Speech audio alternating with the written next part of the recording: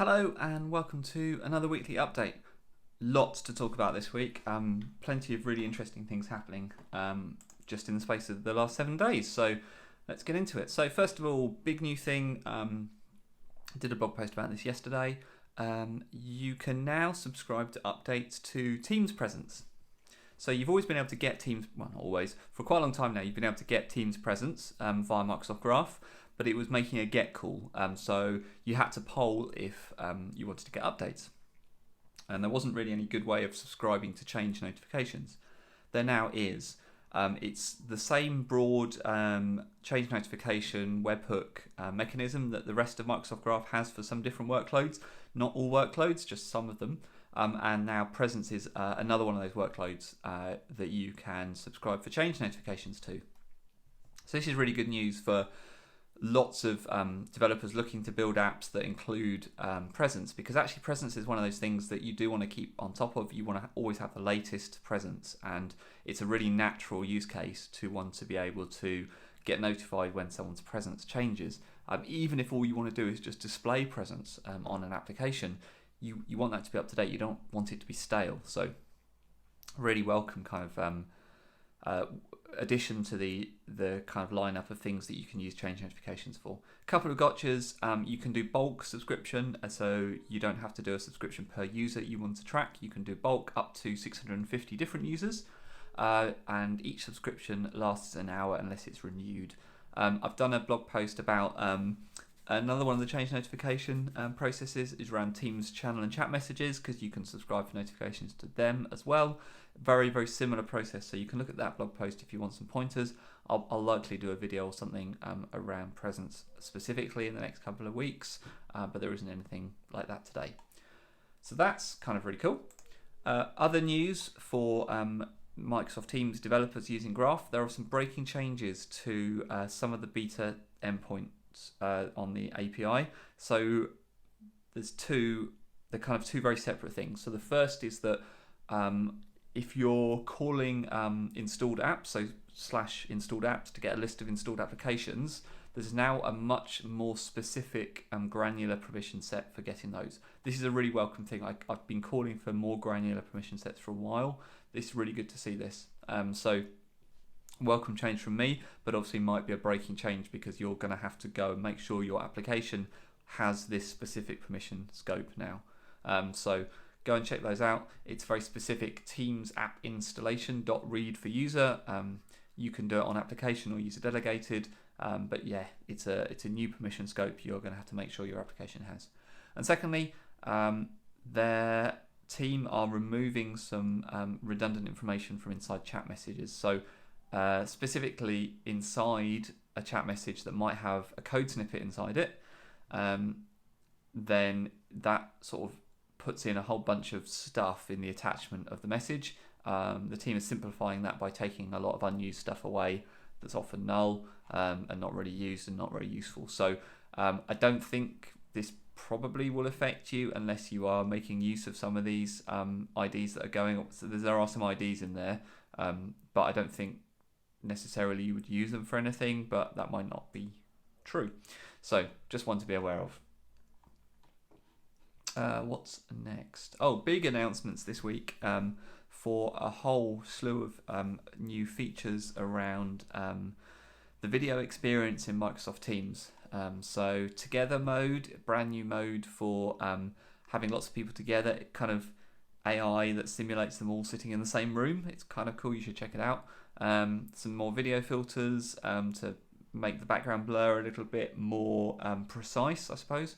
And then some other tools as well. I'm not going to go through them all, but like there's a whole blog post. There's no point in me writing them up in the blog post. The whole blog post around all the different changes. So not really affecting you necessarily as a developer, other than everybody is using Microsoft Teams to actually just collaborate and get their stuff done at the moment.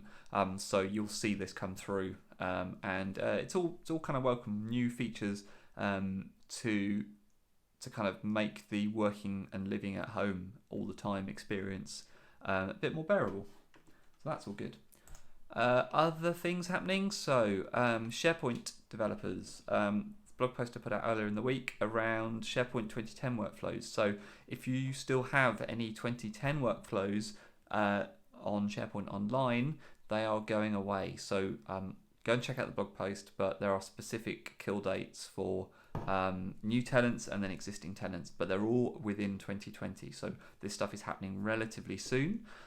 You should migrate to something like Power Automate for those workflows.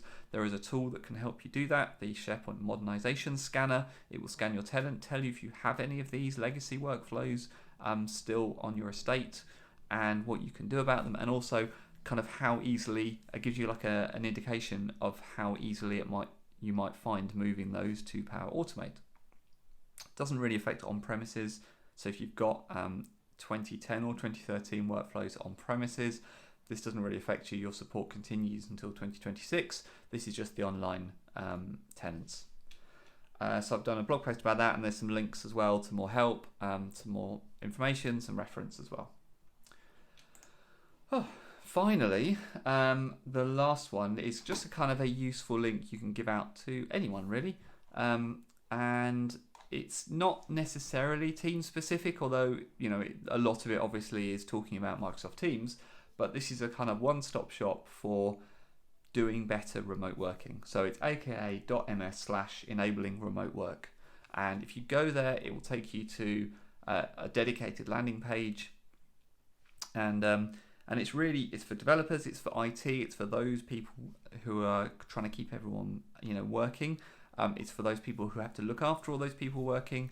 So it covers things like maintaining security, control, rapidly building out processes, how you adapt processes and changes, building solutions quickly.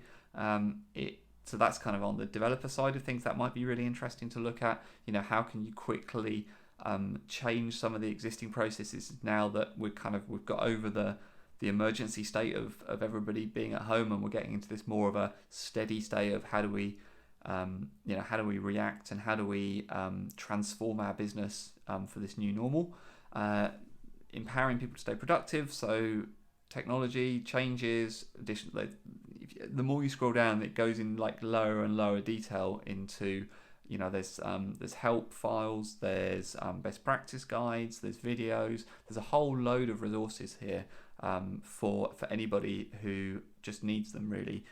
So it's really good to see all this kind of land in one place, because it makes it easier to access and kind of get access to, and it's a good jumping off point to what is loads and loads of information being put out by Microsoft to help people kind of get through this and understand what works and what doesn't work.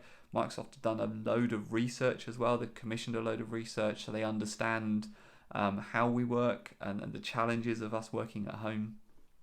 So yeah, really good to see, kind of really useful resource that all in one place. All right, loads of new things happening this week, it would seem. So yeah, plenty to be talking about, plenty to read, plenty to do, plenty to act on. So whatever it is you're doing this weekend, whatever's left of it, have a good one and have a good week next week. Maybe enact some of the things from this video. Maybe try out the Presence API subscription, the new subscription stuff. Maybe do something so subscribe, react to changes and put people's display on the wall, or I don't know, like do something cool. I think it's good to do something different every now and again and play with this technology and just do something fun, do something cool. I might look at changing the Amazon source code I did to react to your Presence. I could actually take the Presence subscription for that and make that kind of slightly smarter. So that might be something I look at. So all good stuff. Right, yes, have a good weekend, have a good week next week, and I will talk to you again next time.